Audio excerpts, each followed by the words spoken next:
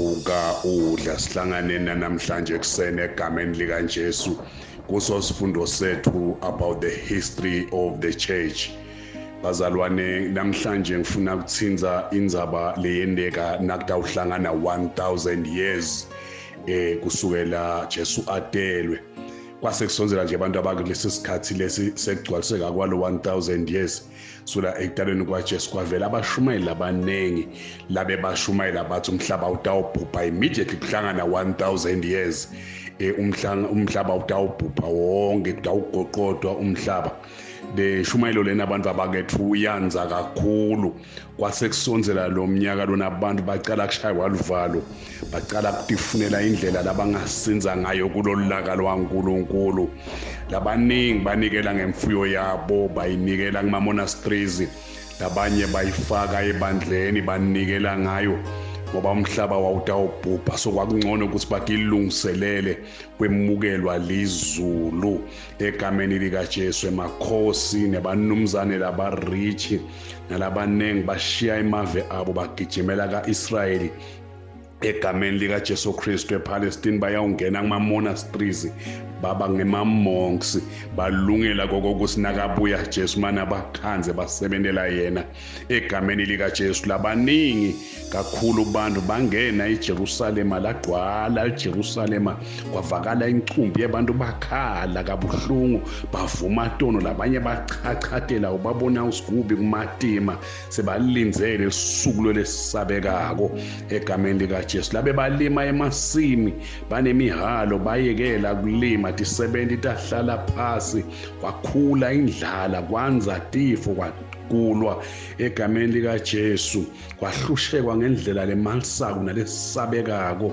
Lasonzela lelanga abantu abakethu la 1000 la kwakutawende katoni letati matima kwesine kwesaba usingabe kutawende kanje uyabuya.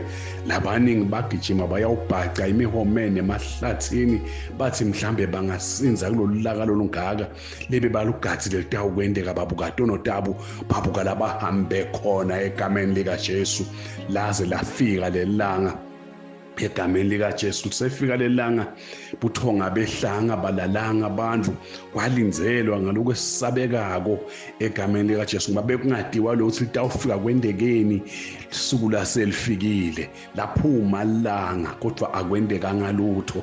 Lashona langa hamba emaviki ahamba tinyanga baqala abantu ukubona ukuthi hayi khona akwendeki lutho. Lento leyendeka kubantu abakethu yayimatima kakhulu. Kwaqala ke lapho emva kwaloko bantu babonakala ema-monks, tinjinga bobishop, kwaqala kwakhiwe emabandla, kwakhiwe emasonto, akhiwa tindlu letinhle tekukhontela letinhle kakhulu. Namhlanje labanye bayadisho ukuthi tisekhona letasungulwa ngaleso sikhathi leso tisekhona namhlanje. Abantu abakethu lusuku lwemaphethelo lumatima kakhulu. Ngikhumbula kahle ngoye 2000 nakuhlangana ye 2000 sasiyojuba umnyaka inhlangano library sasihlangene sonke lapha siyangena nje inkonzo kahle yahamba kwasilapha kuboma 11 kwakusuma lomnye mama lapha ashumayela.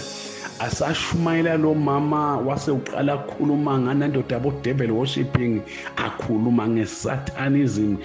Wakhuluma lo mama akhombisa lwati lolumatima kulolo hlangothi lolo ayikubeka le nkulumo kwaze kwathi qwaka endlini sesaba sonke sichucha sivevetela sonke. Kwake kwathula kwaba ne dead silence ekhathi endlini egameni lika Jesu sekuyawushaya 12.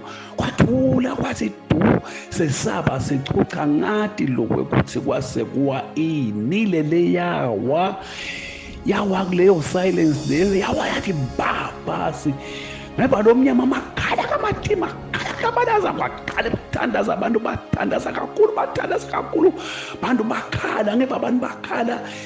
Ngavula emehlo ngibuka eminyango because ngangicabanga ukuthi ukhona lochami ezulwini losangenile la abantu bayokhala kangaka. Bantu abakethu funa kuveta indzaba yokuthi kuhlangana kwa 2000 years labanye bayakhumbula lokuthi kwaba lukhuni kangakanani. Sasesaba sonke kwase kukhulunywa emaredweni kuqalwe netingoma letithi uyabuya Jesu. Bantu abakethu funa kuveta lokuthi umuntu akatilungisele kusesemanje leli bandla leli kunye nathi ubonakala khona lokho sibantu abasiko ready for the second coming of Christ lesitabe sikhuluma ngayo ku-Good Friday egameni likaJesu. Ubusisekani bantu abakethu egameni likaJesu Kristu, amen.